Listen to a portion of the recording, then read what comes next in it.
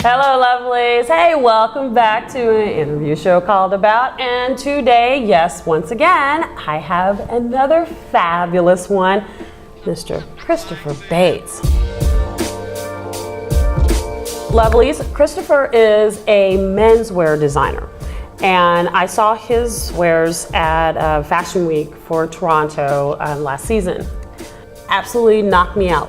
Christopher, hi, honey. Hi. How are you doing? I'm great. Thanks for having me. I'm so happy you're here, and thank you so much for coming. When did you get started on so far as like, you know what, I'm going to design clothes? I really have been sketching ideas for clothes and logos and things since I was a kid. Oh, okay. Growing up in Vancouver, I didn't really realize that it was a career path or even an industry because, you know, it was pretty far removed. And it wasn't until I did a couple trips to Europe in my early 20s when I realized, okay, wow, there's people out there who would really appreciate, you know, these ideas and designs that I've been having my whole life. So, you know, it was around, I think, 2005, 2006 when I decided that I wanted to, you know, follow my dreams and become a designer.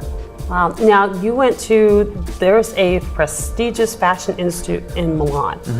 I just had the luck to kind of drive by it when I was there. And so, how was that? I mean, how do you get in there? Because it's prestigious. Did you have to like beg, borrow, and steal, or what'd you do? Yeah, I did.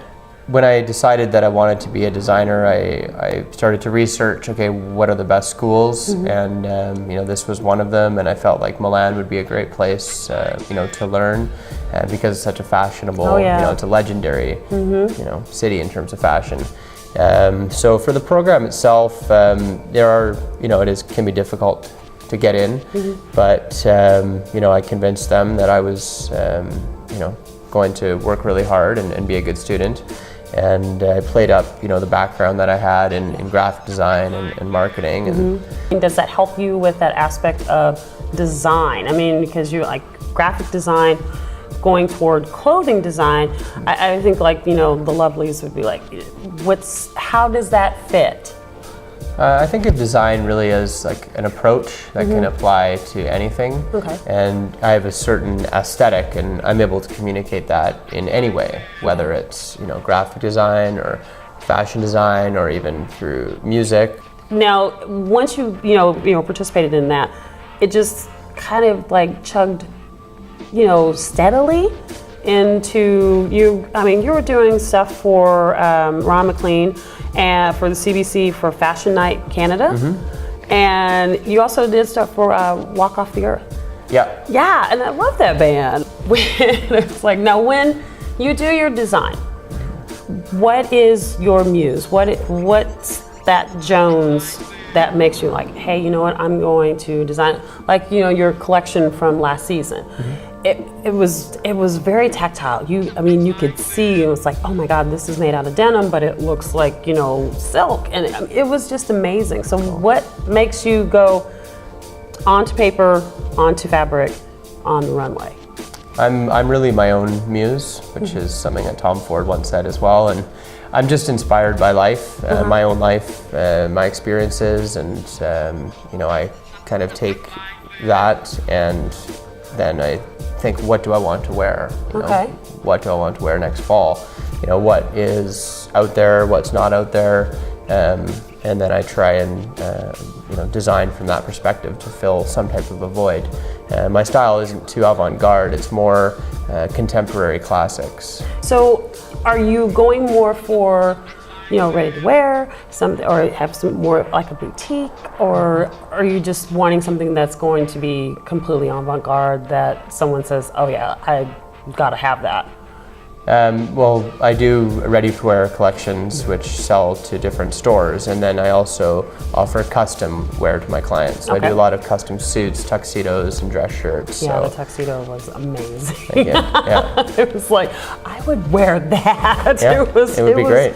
It was pretty sharp. I mean, I can't say enough about it, and it was like, lovelies, you guys got to get online and, you know, check it out, because it was something that you could say for your brother or your friend, this was something that I would actually give them to wear. Cool. Yeah. What are your next projects? What's your future?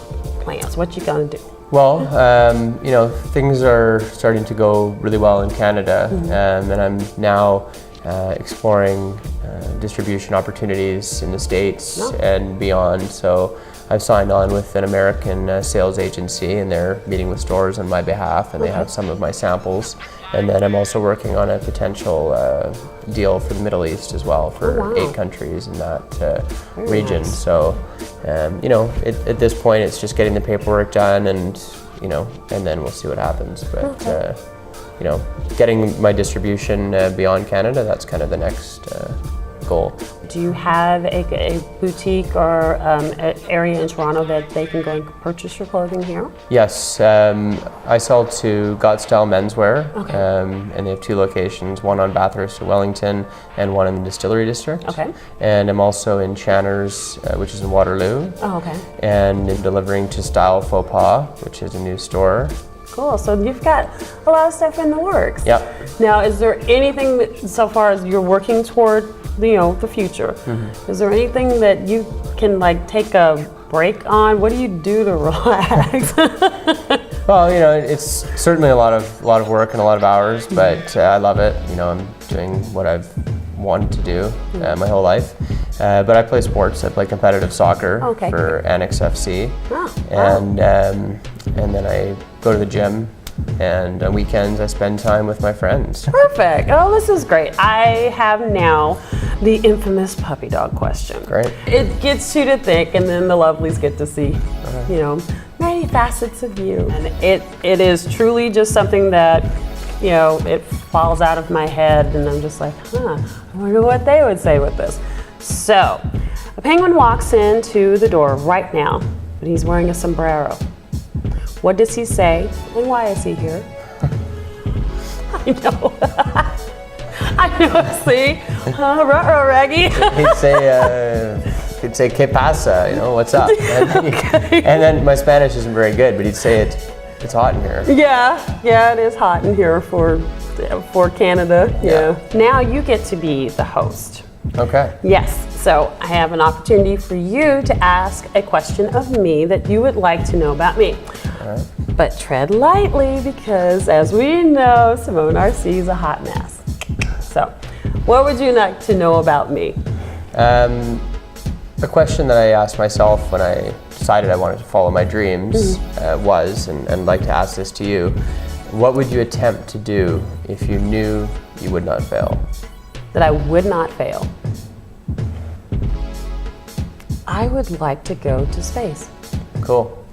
I'm very fascinated with it, but I'm fearful that I wouldn't be able to pass all the tests that astronauts need to do. Cool. So I think it's beautiful from what I've seen in IMAX. So yeah, it'd be cool. Great. I'd love to do that as well. There we go. Seriously. We go together. Yeah, just like you can root on and go, yay! Don't throw up. On me.